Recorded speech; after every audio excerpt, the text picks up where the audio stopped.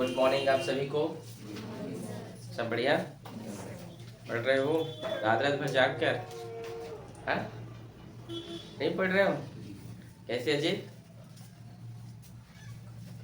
पढ़ रहे हो कि नहीं जी? श्वेता, आप लोग तो पिकनिक मना रहे थे ना?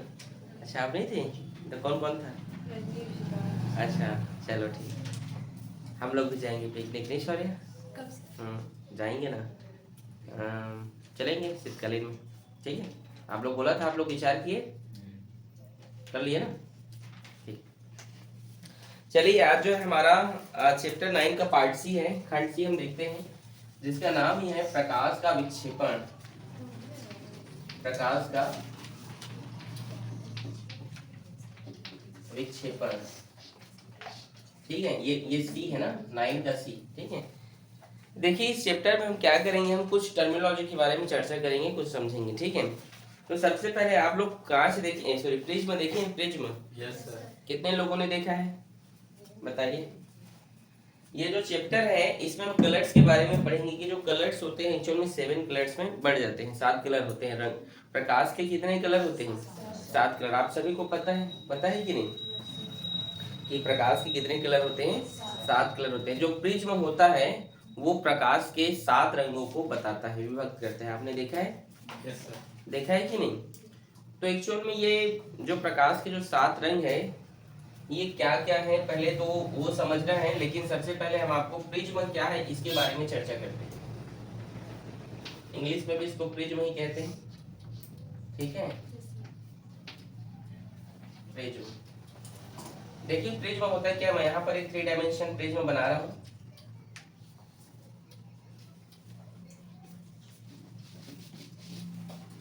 आप लोग समझिएगा, फिर इसी से इसका हम परिभाषा देंगे, ठीक है?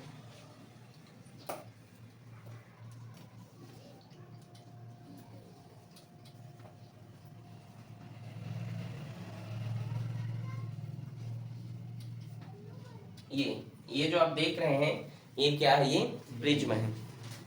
क्या है ऋषिका? प्रिज्म, ठीक है? तो प्रिज्म एक्चुअल में है क्या? तो देखिए प्रिज्म एक कांच, सामान्यतः कांच है। प्रिज्म कोई दर्पण कुछ स्पेशल चीज नहीं, सिर्फ क्या है, नॉर्मल से एक कांच है। बस उसकी आकृति कुछ इस प्रकार से होती है कि वह प्रकाश के रंगों को क्या कर देता है? विभक्त कर देता है।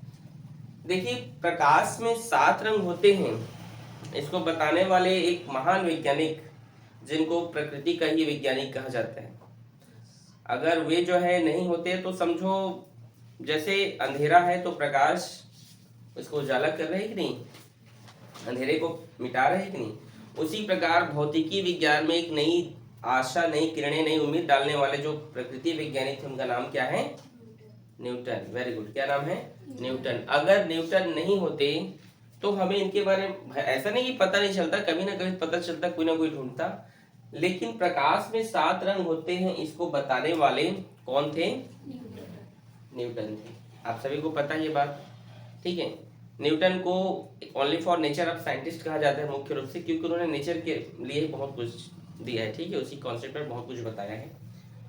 तो जो न्यूटन थे उन्होंने बताया कि प्रकाश में 7 रंग होते हैं, लेकिन उनका ये सिद्धांत तो सही था, लेकिन उनका जो कारण दिया था वो उन्होंने गलत साबित हो गया आगे चलकर। आपको बताया था नहीं इस समय, हमने पहले पढ़ा था ना, याद आ रहा है आप लोग को? किरण प्रकाश की जब स्टार्ट किए थे तो न्यूटन का कड़ी का सिद्धांत हमने देखा था और हाइगन का तरंग सिद्धांत हमने देखा था। तो ये जो उन्होंने क्या बताया था कि इसका कारण क्या बताया था, बताइए? न्यूटन का कड़ी का सिद्धांत का कारण क्या था? भूल गए? उन्होंने कहा था कि प्रकाश में तो 7 रंग होते हैं, प्रकाश कणों से मिलकर बना होता है, सीधी रेखा में गमन करता है, और प्रकाश में जो 7 रंग होते हैं सबके अपने अपने जो है क्या होते हैं? अलग अलग कण होते हैं, अलग अलग भाग होता है, ठीक है? वो उन्होंने बताया था, जो आगे चलकर गलत साबित हो गया, ठीक है?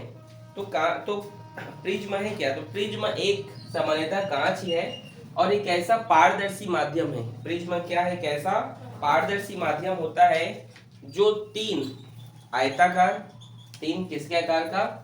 3 आयताकार और 2 त्रिभुजाकार, ध्यान सुनिए, 3 क्या जी? आयताकार पृष्ठों से तथा 2 त्रिभुजाकार पृष्ठों से मिलकर बना होता है, प्रिज्म कहलाता है, ठीक है? इसमें 2 ट्राइंगल आपको दिखाई दे रहे हैं, ठीक है, और इसमें 3 क्या है, 3 आयत के आकार का है, ठीक है, रेक्टेंगल शेप में है, ठीक है जी। तो ये क्या है, ये प्रिज्म है। ये समझ में आप लोगों को कि प्रिज्म क्या है, ठीक है। देखिए जब हम प्रकाश के बारे में पढ़ेंगे तो इस प्रकार का फिगर हम नहीं बना पाएंगे, इसीलिए नॉर्मली हम इस प्रकार का फिगर हम बनाएंगे, ठीक है। ये प्रिज्म है बोलेंगे, ठीक है। प्रिज्म के इस ऊपर वाले भाग को आप इसको प्रिज्म कोण कहा जाता है, याद रखना।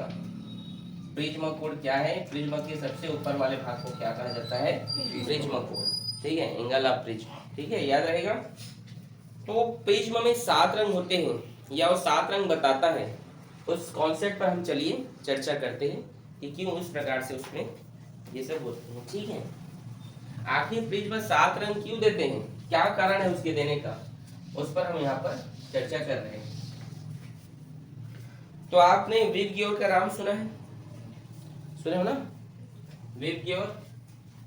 प्रकाश में 7 रंग होते हैं, इस इंद्रधनुष में भी हम पढ़ेंगे। आपने 7 रंग देखा है, इंद्रधनुष देखे हो, ठीक है, उसमें 7 रंग होते हैं ना। विबग्योर,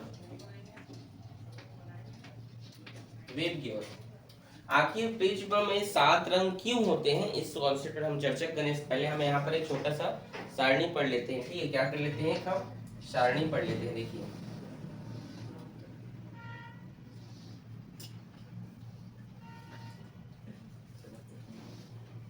ये है सीरियल नंबर,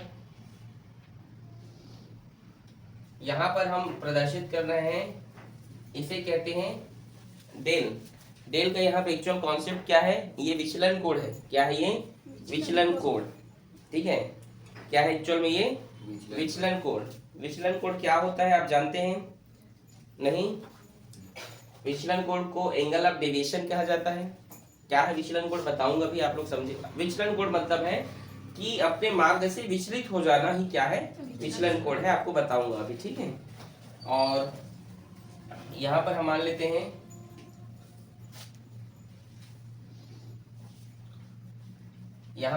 हैं तरंग दैर्ध्य को, ठीक है। ये 2 चीज से हम देखते हैं, ठीक है। तो विबग्योर, विबग्योर का नाम आपने सुना है क्या कि नहीं सुना है, बताइए। नहीं सुना है विबग्योर का नाम, नहीं। वी मतलब होता है वायलेट, आई मतलब इंडिगो, बी मतलब ब्लू, और जी मतलब वाई मतलब ओ मतलब आर मतलब रेड, ठीक है, रेड रेड, ठीक है। इस प्रकार से 7 रंग होते हैं, ठीक है। तो यहाँ पे चलो एक और लिख लेते हैं अपवर्ड तरंग में, और ये हम लिख लेते हैं तरंग दैर्ध्य, ठीक है। तो VIBGYOR V I B G Y O R, याद रखेंगे। प्रकाश के 7 रंग होते हैं विबग्योर नाम से, विबग्योर फॉर्मूला, ठीक है। तो इसका जो विचलन कोण होता है ये क्या होता है, सबसे अधिक होता है, मैक्सिमम होता है। क्या इसी ऑर्डर पर ये तो कम होते जाएगा, ठीक है। सबसे हाईएस्ट किसका विचलन कोण होता है, एंगल ऑफ डेविएशन किसका सबसे अधिक होता है, वायलेट बोल रहा हूं ना यहाँ पे, ठीक है। किसका होता है, वायलेट का। रेड बोल रहे हो, जब यहाँ पे लिख रहा हूँ मैक्सिमम लिख रहा हूँ तो आपको रेड दिखाई दे रहा है, ठीक है। यहाँ पे सबसे ज्यादा विचलन कोण किसका होता है, वायलेट का। इसी असेंडिंग पर ये आगे होता है, और सबसे जो कम होता है वो किसका होता है, रेड का, ठीक है।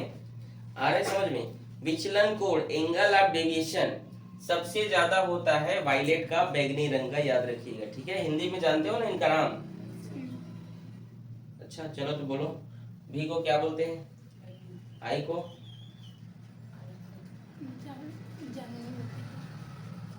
बी को नीला, इसको ठीक जानते हो। और इसका जो अपवर्तनांक होता है ये भी क्या होता है, वायलेट का सबसे ज्यादा होता है, और सबसे कम किसका होता है, रेड का होता है। और यहाँ पे जो ये है तरंग दैर्ध्य, ये क्या है, तरंग दैर्ध्य। वायलेट कलर का जो तरंग दैर्ध्य होता है सबसे ज्यादा, सबसे क्या होता है वह कम होता है, और रेड का क्या होता है, सबसे ज्यादा होता है, ठीक है। आ रहे समझ में। अगर आपको पूछे तरंग दैर्ध्य सबसे ज्यादा किसका होता है, तो रेड का होता है, ठीक है।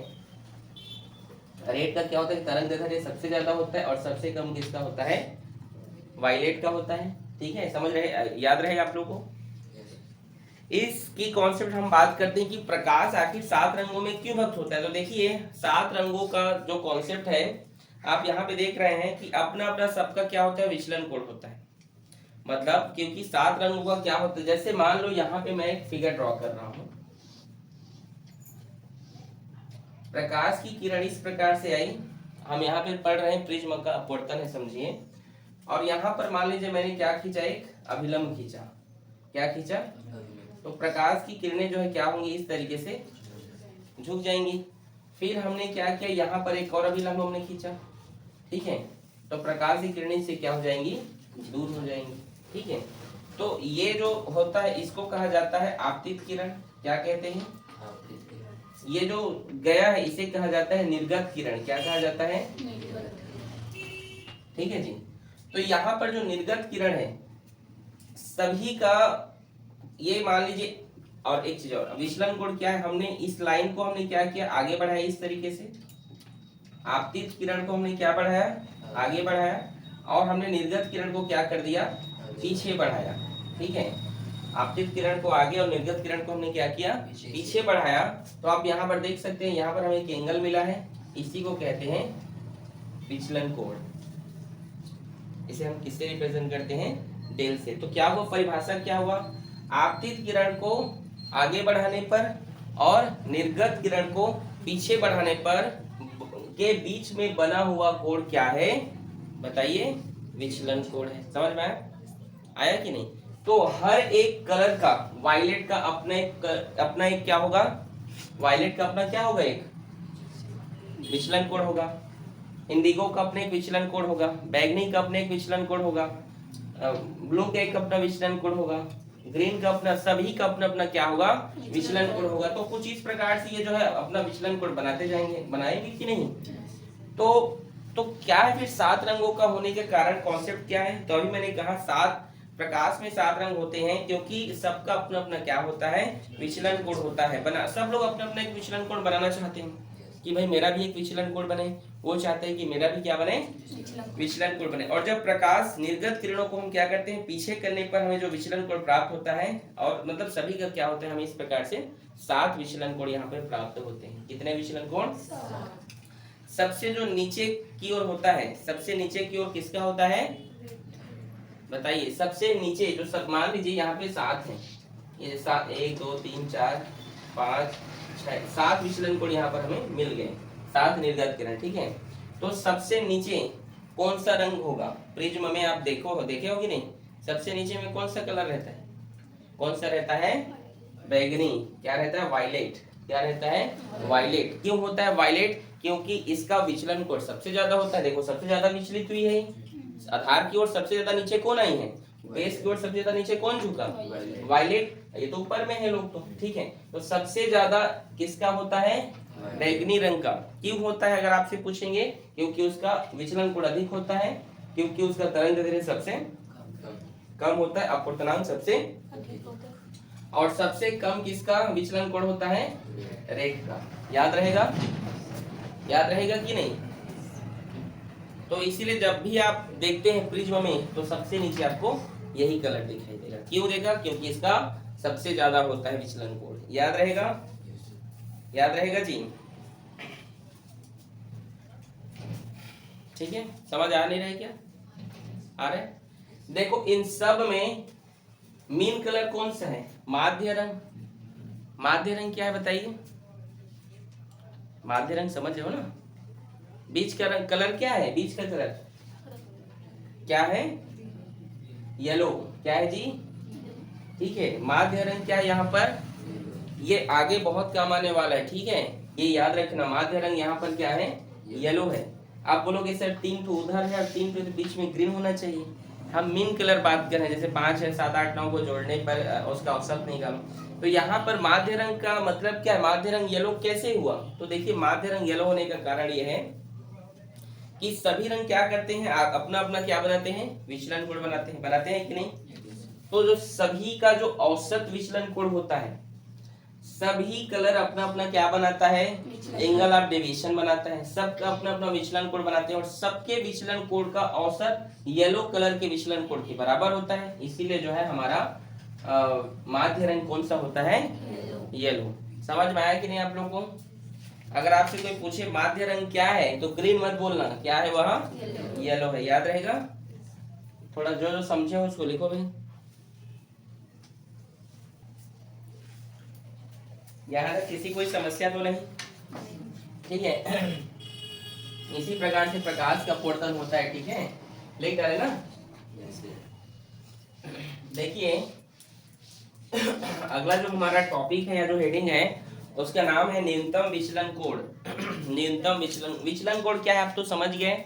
आपतित किरण को आगे ले जाने पर और निर्गत किरण को पीछे ले जाने पर उन दोनों के बीच बने हुए कोण को क्या कहते हैं, विचलन कोण कहते हैं। उसे डी से या डेल एम से प्रदर्शित करते हैं, उसे डी से या डेल से प्रदर्शित करते हैं। इसको डेल कहा जाता है ना, अभी मैं लिखा था, ठीक है, इसमें नहीं दिक्कत होती है, ठीक है। तो याद रखिएगा आप लोग, ठीक है। कई बुक्स में आपको डी देखने को मिलेगा, कई बुक्स में वो जो है इस प्रकार से डेल देखने को मिलेगा, तो कंफ्यूजन नहीं होना। आप लोग सिर्फ अधिकतर डेल यूज कीजिएगा। क्या यूज करना है, डेल यूज करना है, ओके। तो चलिए अगला हेडिंग लगाइए, न्यूनतम विचलन कोण। क्या जी, न्यूनतम विचलन कोण जिसे हम प्रदर्शित करते हैं डेल एम से। तो न्यूनतम विचलन कोण है क्या, न्यूनतम विचलन कोण है क्या, तो सब न्यूनतम विचलन कोण के न्यूनतम मान को क्या कहते हैं, विचलन कोण के न्यूनतम मान को क्या कहा जाता है, ठीक है। या इसको पेपर में अगर पूछेगा तो ये नाम से पूछ सकता है, या आपसे पूछेगा आइडेल ग्राफ क्या है, आइडेल ग्राफ क्या है। तो हमें यहाँ पर एक ग्राफ बनाना पड़ेगा। तो चलिए देखिए हम यहाँ पर ग्राफ बनाते हैं। एक्स एक्सिस, वाई एक्सिस, ये ओरिजिन, इधर मैंने आपतन कोण को प्रदर्शित किया, इंसिडेंट एंगल को, और इधर मैंने प्रदर्शित किया है विचलन कोण को, डेल एम को, ठीक है। और इन दोनों के बीच जो ग्राफ बनता है वो कुछ इस प्रकार का बनता है, ठीक है। इन दोनों के जो ग्राफ बनते हैं वो क्या बनता है, कुछ इस तरीके से बनता है। तो देखिए जब हम इसको कैसे बोलेंगे, जब हम आपतन कोण के मान को बढ़ाते हैं, ठीक है, देखते जाइए, ये इधर है आपतन कोण है ये, और ये क्या है, विचलन कोण। जब आपतन कोण के मान को बढ़ाया जाता है तो आप देख सकते हैं विचलन कोण का मान कम होते जा रहा है, हो रहा है। देखो ये देखो, आपतन कोण का मान बढ़ रहा है और विचलन कोण का मान क्या हो रहा है, कम हो रहा है। हो रहा है कि नहीं, देख लो, समझे कि नहीं। आपतन कोण के मान को हम बढ़ा रहे हैं कि नहीं, और विचलन कोण का मान क्या हो रहा है, कम हो रहा है। एक स्थिति ऐसा आएगा कि अब आपतन कोण के मान को बढ़ाने पर विचलन कोण का मान बढ़ने लग रहा है। देख लीजिए बढ़ रहा है कि नहीं, ये देखिए आपतन कोण के मान को हम बढ़ाए तो क्या हो गया, पहले हम आपतन कोण के मान को बढ़ाए तो पहली स्थिति में विचलन कोण का मान घटने लगा, लेकिन एक स्थिति ऐसी आई कि उसके बाद क्या होने लगा, विचलन कोण का मान बढ़ने लगा। तो जब एग्जाम में ये आएगा तो आपको किस तरीके से लिखना है, इसको ध्यान से सुनिएगा। आपतन कोण के मान को बढ़ाने पर, ध्यान सुनिएगा, आपतन कोण के मान को बढ़ाने पर विचलन कोण का मान क्या होने लगता है, घटता है। किंतु आपतन कोण के मान को और अधिक बढ़ा देने पर, विचलन कोण का मान घटने के बजाय क्या होने लगता है, बढ़ने लगता है। उस स्थिति को हम कहते हैं न्यूनतम विचलन कोण। अगर परीक्षा में आएगा तो आपको इसी तरीके से आपको बताना है, समझे कि नहीं, ठीक है। अगर पूछेगा 2 मार्क्स का पूछेगा तो आपको आइडियल ग्राफ पूछेगा तो आपको ग्राफ तो आपको डेफिनेटली बनाना है, तभी आपको समझ में आएगा। और ग्राफ नहीं बनाओगे, बोलेगे मुझे 2 नंबर दो, तो कौन देगा आपको। तो ग्राफ मेंशन करना जरूरी है, ठीक है। ओके, आपको समझ में आया, डेफिनेशन समझ में आया। देखो डेफिनेशन यहाँ पर एक सिंपल और है कि विचलन कोण के न्यूनतम मान को न्यूनतम विचलन कोण कहते हैं। इतने में नंबर मिलने वाला नहीं है, ये तो छोटे बच्चे का हो गया, 5वीं कक्षा का, ठीक है। 12वीं कक्षा में हूँ तो थोड़ा सा अच्छे से स्टैंडर्ड फॉर्म में देना है, ठीक है रेशियो, ठीक, समझ गए ना। न्यूनतम विचलन कोण अभी आपने देखा, तो न्यूनतम विचलन की स्थिति में आगे हम देखेंगे। ठीक है, न्यूनतम विचलन कोण क्या है बताइए बताइए बताइए आप जी। आतन कोण के मान को बढ़ाने पर विचलन कोण का मान कम होने लगता है तथा आतन कोण के मान को और अधिक बढ़ाने पर विचलन कोण का मान भी बढ़ने लगता है। इसे न्यूनतम विचलन कोण कहते हैं। अब न्यूनतम विचलन की स्थिति में हम एक कंडीशन देख रहे हैं। ठीक है, कंडीशन ये है कि जो आपतित किरण जो होते हैं वो निर्गत किरण के बराबर होते हैं, इसको सिद्ध कीजिए। लेकिन ठीक है, न्यूनतम विचलन की स्थिति में हम जानते हैं ये क्या है, ये प्रिज्म है, ये आपतित किरण है, हमने अभिलंब खींचा तो ये इस तरीके से क्या हो गई, ये विचलित हो गई। हमने फिर यहाँ पर क्या खींचा, एक अभिलंब खींचा तो ये इस प्रकार से ये आगे चली गई। ठीक है, अब यहाँ पर हम इसका नाम देते हैं ए बी सी। आपको रे डायग्राम अच्छे से बनाने आने चाहिए। ठीक है, आ रहे समझ में नहीं, अगर ये बनाना नहीं आएगा तो आप नहीं समझेंगे। समझे कि नहीं? नहीं समझे?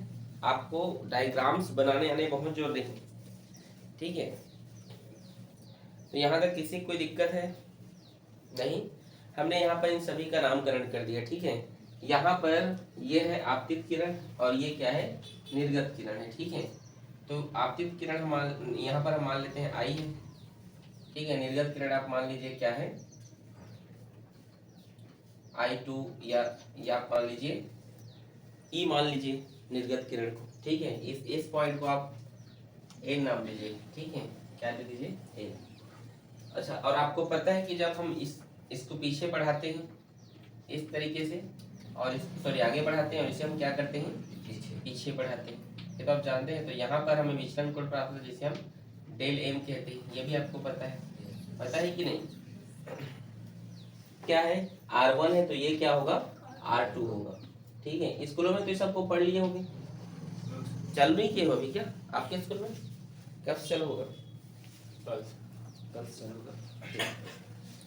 तो ये क्या है, हमारा निर्गत किरण है E बराबर I2, या तो I2 लिखो या फिर क्या लिखिए, A लिखिए। ठीक है, तो इसकी डेफिनेशन क्या बोल सकते हैं आप?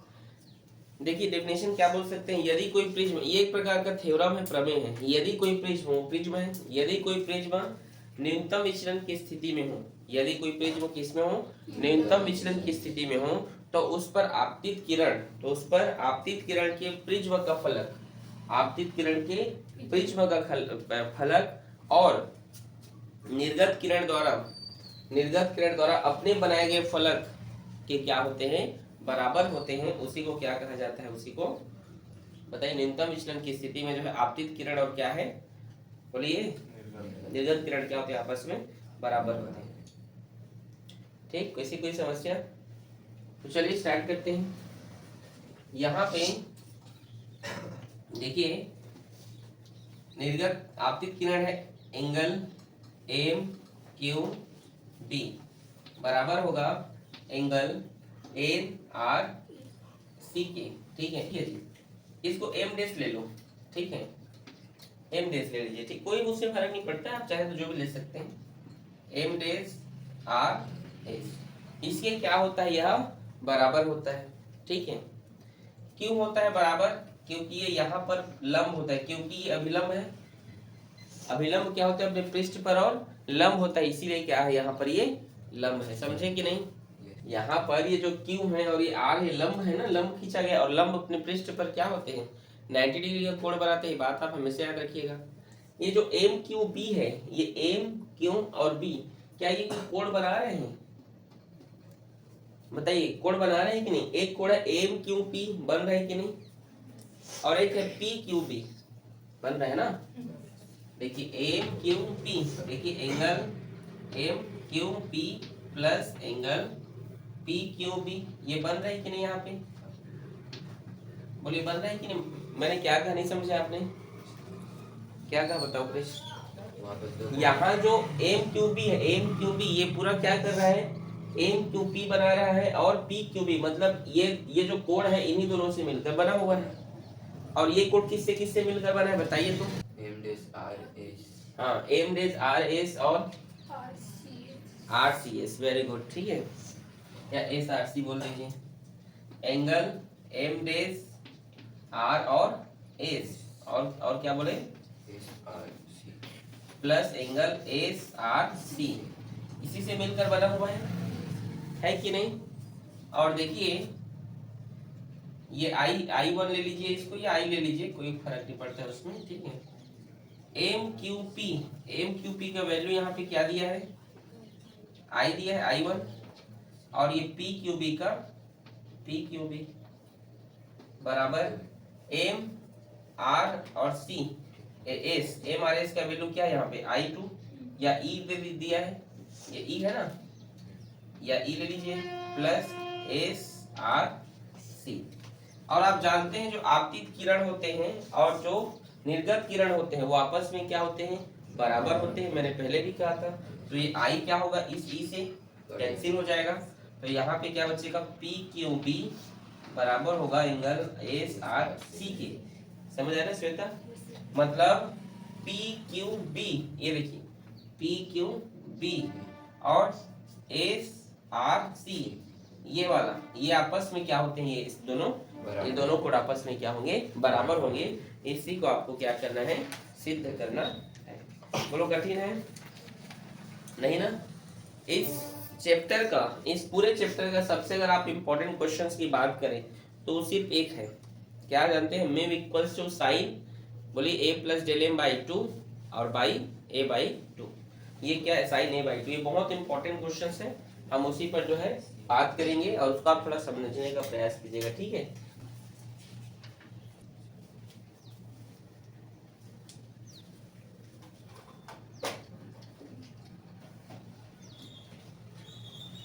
ये देखिए MQB और MRC, ये है ना, ये जो, ये दोनों क्या होंगे, आपस में बराबर होंगे, ये बोल रहा हूँ मैं, ठीक है। ये थ्योरम है, ये क्या है, लंब है, ठीक है। हम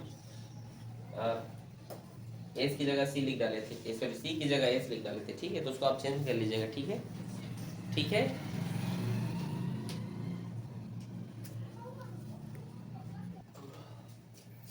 अगला लिखिए, बहुत महत्वपूर्ण है और ये परीक्षा में आने के इसका बहुत चांस है। लिखिए, प्रिज्म के पदार्थ का अपवर्तनांक, प्रिज्म के पदार्थ का अपवर्तनांक,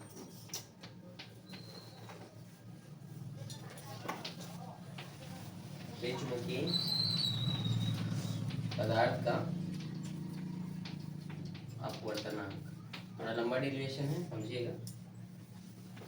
मेव equals to sine A plus del M by 2 और साइन A बाई 2, इसे आपको सिद्ध करना है, ठीक है। इसे इतना, इस जो क्वेश्चन है इसको क्या करना है, आपको सिद्ध करना है। परीक्षा में आ सकता है कि प्रिज्म के पदार्थ का अपवर्तनांक की सूत्र की गणना कीजिए, या सीधा ये पूछ सकता है कि इसको सिद्ध करो, ठीक है। तो चलिए देखते हैं, यहाँ पर आप एक प्रिज्म देख रहे हैं,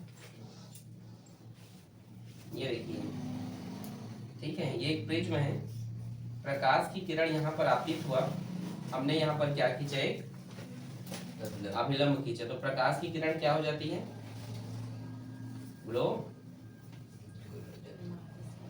दूर हो जाती है ना। और दूसरा हमने क्या किया, यहाँ पे दूसरा अभिलंब खींचा, तो प्रकाश की किरण इससे क्या हो जाएगी, दूर चली जाएगी, इधर ये झुकेगी और सर इधर से कहाँ चली जाएगी, वो दूर चली जाएगी। और हमने इस प्रकाश की किरण को पीछे लिया इस तरीके से, और सॉरी आगे बढ़ाया, और हमने इस प्रकाश की किरण को क्या किया, पीछे किया। तो यहाँ पर ये जो है काट रहे हैं, इसको आप कहते हैं विचलन कोण, क्या कहते हैं इसको, यहाँ पे लिखता हूँ डेल M, ये क्या है, विचलन कोण है, ABC, ठीक है। इसका नाम आप M रख दीजिए, M PQ, ये PQ, इसको आप R दे दीजिए, RS, इसे आप N दे दीजिए, ठीक है। ये इस तरीके से नामकरण हो गया।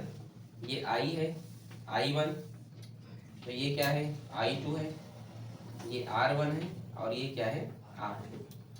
अगर ये वाला एंगल की मैं बात करूं, ये कितने डिग्री का होगा, तो देखो ये पूरा I1 है, तो इसके सम्मुख कोण है ये, तो ये पूरा I1 होगा, ये पूरा I1 होगा, और I1 में आप R1 को माइनस करोगे तो ये मिलेगा, तो लिख सकते हो I1 माइनस R1। तो यहाँ भी ये वाला एंगल क्या होगा, ये पूरा I2 है ना ये, तो ये भी क्या होगा I2 होगा। I2 में आप क्या, अगर R2 को माइनस कर दो तो I2 माइनस R2, समझे कि नहीं? यहाँ नहीं दिख रहा है क्या एंगल अच्छे से, आप लोगों को नहीं दिख रहा है? समझ जाए कि ये जो एंगल है ना, मेरा उंगली जहाँ पर बता रही है I1 माइनस R1, और ये एंगल I2 माइनस R2 है, ठीक है। यहाँ पे ये जो पॉइंट है जहां पर ये मिले हैं, इस पॉइंट का नाम हम टी दे देते हैं, क्या दे देते हैं, टी, और इसका नाम यू, ठीक है। और ये एंगल है, इस एंगल को यहाँ पे लिखा हूँ, ठीक है ना। आपके पास अगर जगह रहेगा तो यहीं पे लिखेंगे, ठीक है। तो देखो यू टी आर, यहाँ पर देखिए ये जो एंगल यू टी आर है, ये क्या है, बहिष्कोण है। मान लीजिए यू टी आर क्या है, मान लीजिए यहाँ पर एक बहिष्कोण है। तो यहाँ पे आप ये बताइए, जो बहिष्कोण होता है दूरस्थ दो अंतःकोणों के योग के बराबर होता है। अगर ये त्रिभुज है, ठीक है, ये डेल एम, ये बहिष्कोण है, तो इस त्रिभुज और इस त्रिभुज के योग के बराबर होगा। नहीं समझे मैंने क्या कहा, नहीं समझे? आप जानते हैं यहाँ पर एक त्रिभुज आपको दिखाई दे रहा है कि नहीं, टी क्यू आर त्रिभुज दिखाई दे रहा है। इस त्रिभुज में ये जो टी पर ये जो कोण बना है डेल एम, ये क्या है, बहिष्कोण है। क्या है ये, बहिष्कोण, ठीक है। डेल बराबर ये यू टी आर, ठीक है, बहिष्कोण है। तो ये जो बहिष्कोण है, ठीक है ना, डेल क्या है जी, बहिष्कोण है मान लीजिए। तो बहिष्कोण होता है क्या है, दूरस्थ दो कोणों के योग के बराबर होता है। मतलब वो कौन सा होगा, डेल इक्वल्स टू आप लिख सकते हैं क्या क्या कोण है, एक है T Q R, angle T Q R, और प्लस एक होगा टी आर क्यू, होगा ना, टी आर क्यू। तो del equals to T Q R का मान क्या है, क्यू का मान I1 minus R1, I1 minus R1, और प्लस इसका मान क्या है, I2 माइनस R1। और आप जानते हैं विचलन स्थिति में, न्यूनतम विचलन स्थिति में, न्यूनतम विचलन स्थिति में आप जानते हैं जो I1 होता है वो I2 के बराबर होता है। उसको हम I लिख दे रहे हैं सीधे। जो R1 होता है वो क्या होता है, R2 के बराबर, तो उसको हम एक लाइन में R लिख दे रहे हैं, ठीक है। परिणामी लिख रहे हैं सबका, समझ गए? तो न्यूनतम विचलन की स्थिति में बोला है तो इसको आप डेल एम बोलिए अब, ठीक है, मिनिमम। अब यहाँ पे I1 क्या है, I है, तो ये I, R1 क्या है भाई, R है, तो I माइनस R, और यहाँ plus I2 I minus R, समझ गए? समझ आया? डेल एम I प्लस में है, दोनों जुड़ेंगे तो 2I होगा, 2I माइनस 2R। इसको आप इक्वेशन नंबर फर्स्ट दीजिए। समझ में आया आप लोग को?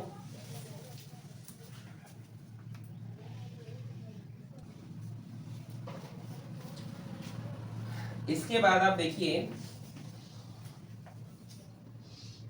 आपको एक समचतुर्भुज दिखाई दे रहा है, ए क्यू ओ आर। ध्यान से देखिए, एक समचतुर्भुज है ये, है कि नहीं? ध्यान से देखिए, ए क्यू ओ आर और ये ए, एक समचतुर्भुज है कि नहीं? एक चतुर्भुज है कि नहीं? क्या क्या है, चतुर्भुज ए क्यू ओ आर एक चतुर्भुज है, समचतुर्भुज है। और जानते हैं चतुर्भुज कितने डिग्री का होता है, एक 360। कितने का होता है, 360 का, ठीक है। तो यहाँ पे एक देखिए, ए क्यू ओ और ए आर ओ, एक एक बार लेते हैं। देखो यहाँ पे जो angle A Q O plus A R O 180 होगा। क्यों होगा 180? हाँ, आधा है, आधा है नहीं बोलते हैं। ए ये जो क्यू है ये लंब है, और ये आर है ये भी लंब है, और लंब लंब 90 होते हैं, और 90 90 क्या हो गया, 180। ये है रीजन, आधा है, ठीक है। आ रहे समझ में? तो यहाँ पर एक और बच्चा है, क्या है वो बताइए, क्यू ए आर और क्या है, क्यू ओ आर। देखिए क्यू ए आर, ठीक है, angle Q A R plus angle Q A are, तो इसको लिख लीजिए आप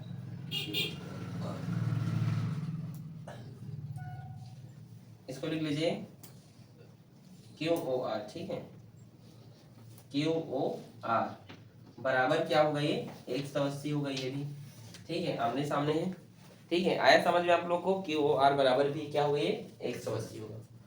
समझे कि नहीं?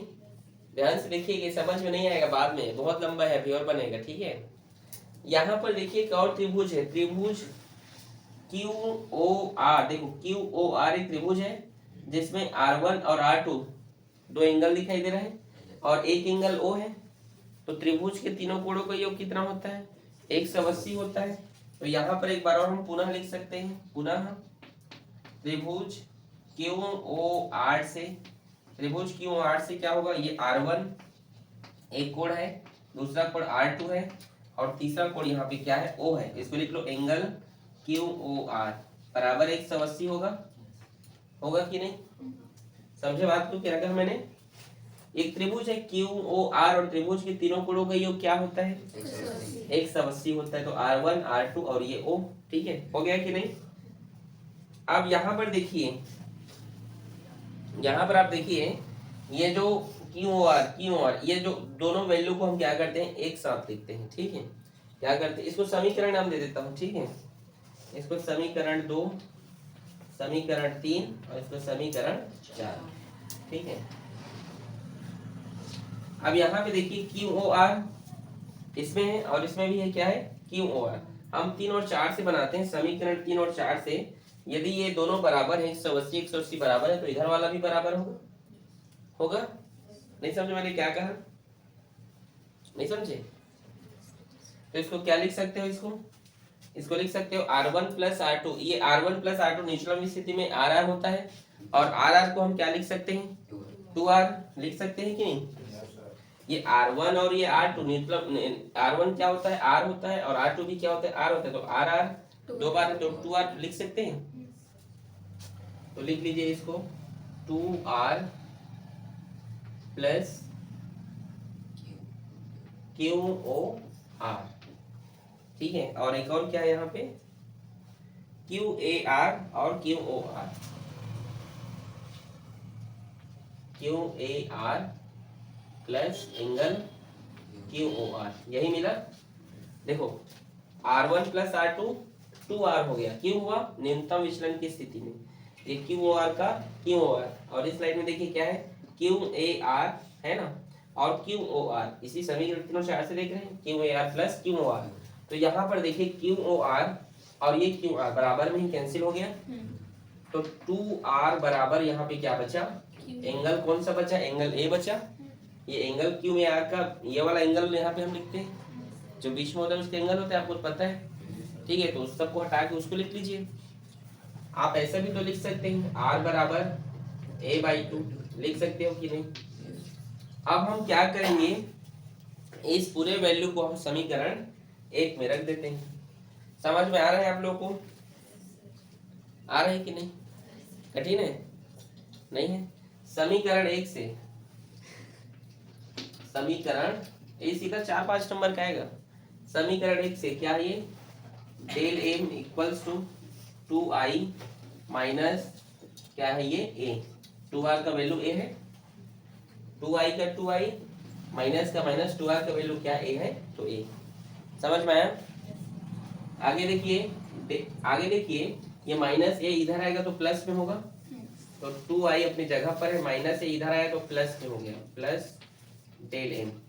i का मान निकालेंगे a plus del M by 2। समझ में आया? आया यहाँ तक? नहीं आया?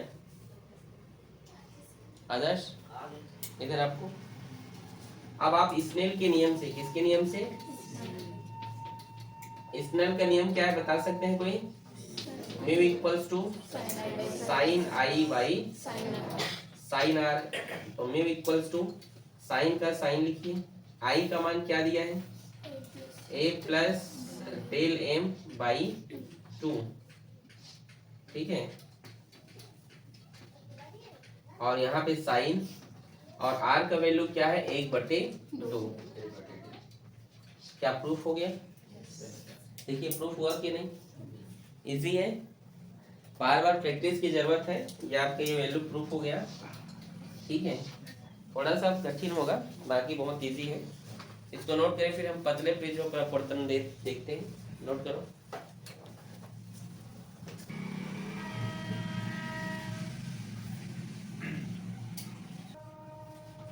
अब लिखिए पतले प्रिज्म के लिए, किसके लिए?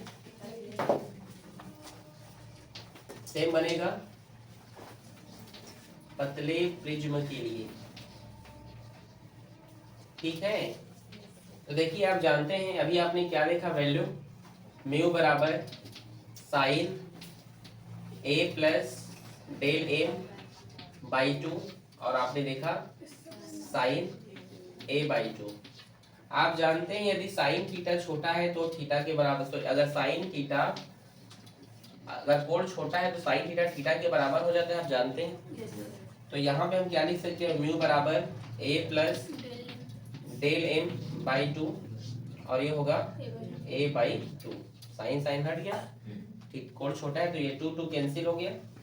म्यू बराबर ये a भाग में इधर आएगा तो गुणा में, यहाँ बचेगा a प्लस डेल m, ये प्लस है इधर आया तो क्या हुआ माइनस a, और ये डेल, आप m नहीं लिखेंगे तो भी चलेगा, ठीक है, आप m को हटा देंगे तो भी चलेगा, ठीक है। यहाँ पर a को हम कॉमन कर लें तो म्यू माइनस 1 बचेगा, और यही पतले प्रिज्मा के लिए क्या है, अपवर्तन का सूत्र है। इजी है कि नहीं? a बराबर mu minus 1 equals to del, ये क्या है, पतले प्रिज्मा के लिए क्या है, छोटा सा सूत्र है। इजी है जी। इसके बाद एक छोटा सा है वर्ण विक्षेपण कोण, एंगल ऑफ डिस्पर्सन, ठीक है, यहीं पे लिख दे रहा हूं, वर्ण विक्षेपण कोण। तो वर्ण विक्षेपण कोण क्या होता है? तो देखिए डेफिनेशन आप इसका समझेंगे, वर्ण, इसको हम थीटा से प्रदर्शित करते हैं, थीटा बराबर del v minus del r, del v minus del r। क्या कहना चाहता है ये वर्ण विक्षेपण कोण? क्या कह रहे हैं, बैगनी रंग का विचलन कोण, डेल मतलब विचलन कोण, बैगनी रंग का विचलन कोण और लाल रंग के विचलन कोण के अंतर को वर्ण विक्षेपण कोण कहते हैं। ये वायलेट कलर का विचलन कोण है ना, ठीक है, और ये किसका है, रेड का है, तो उनके बीच के डिफरेंट को क्या हो गया, एंगल ऑफ, ठीक है। समझ में आप लोग को? अगर हम यहाँ पे जो वैल्यूज हैं इन सभी को, जैसे वायलेट को और रेड को, उस फॉर्म में अगर हम लिखना चाहें तो लिख सकते हैं कि नहीं, बताइए? नहीं समझे?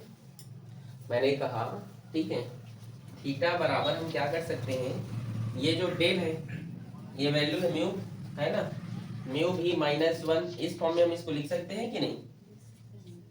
अरे डेल भी को हम इसमें चेंज कर देते हैं, अरे ए लिखना भूल गया, रुको,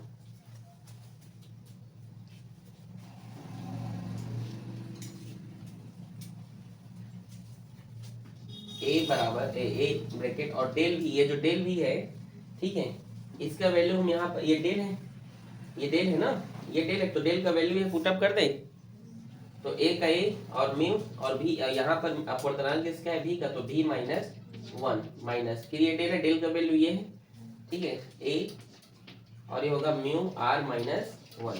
समझे? नहीं समझे? नहीं समझे किटो? ये देखो डेल है ना, डेल का मान क्या है, ए म्यू माइनस 1, तो ए म्यू माइनस 1, और भी के लिए था, बैगनी के लिए, तो ये भी, ये आर के लिए था, तो ये आर।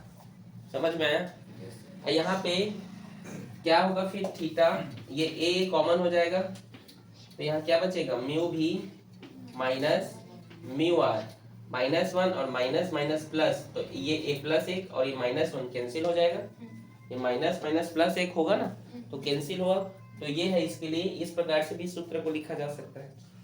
समझे आप लोग? समझे कि नहीं? समझ गए? ठीक।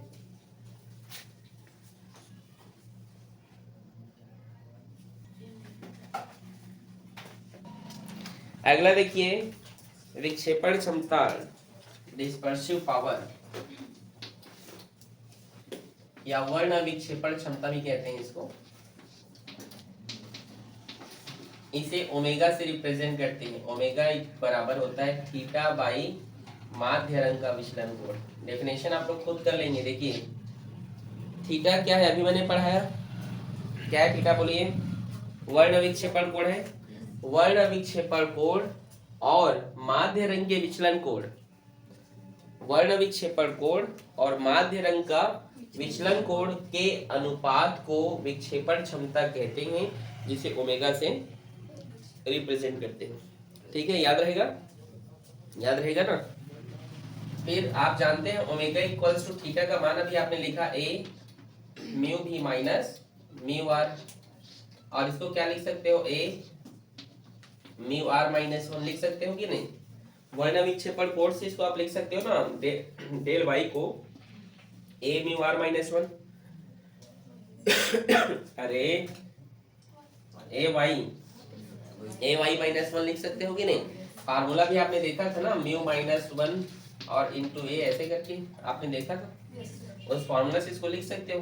ए से ए कैंसिल हो गया तो ओमेगा इक्वल्स टू म्यू भी माइनस म्यू आर बटे म्यू वाई माइनस 1। यही क्या है, विक्षेपण क्षमता के लिए छोटा सा सूत्र है। ए मतलब होता है प्रिज्म कोण। क्या होता है? ये जो प्रिज्म एंगल है ये विक्षेपण क्षमता के लिए निर्भर नहीं करता, याद रखना। विक्षेपण क्षमता में प्रिज्म कोण निर्भर नहीं करता है, अतः करके लिख लेना, क्योंकि कैंसिल हो गया, हुआ कि नहीं। तो क्या बोल सकते हो, विक्षेपण, अतः विक्षेपण क्षमता में प्रिज्म कोण निर्भर नहीं करता है। ठीक है, ठीक है। तो आज के लिए बस इतना ही, मिलते हैं कल एक नए वीडियो के साथ, एक नए लेक्चर के साथ। ओके, ठीक, नोट करो इसको।